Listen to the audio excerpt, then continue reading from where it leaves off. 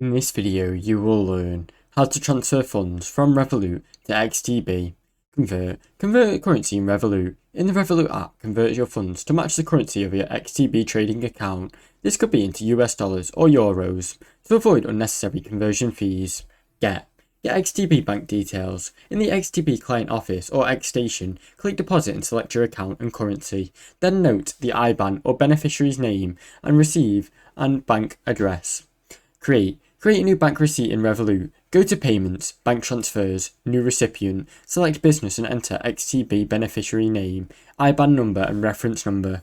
Initiate the SWIFT transfer. Enter your desired amount and send the transfer. If you're using euros within Europe or SEPA, transfer is usually free and arrives quickly. Confirm transfer and timing. Revolut transfers often arrive the same day. Transfers in other currencies may take 1 to 2 business days. XTB typically processes deposits within 1 business day. Verify funds in XTB. Log in with your X station or client office to confirm the deposit has arrived. If not, contact XTB support for assistance. Now you know how to transfer funds from Revolut to XTB. Thanks for watching.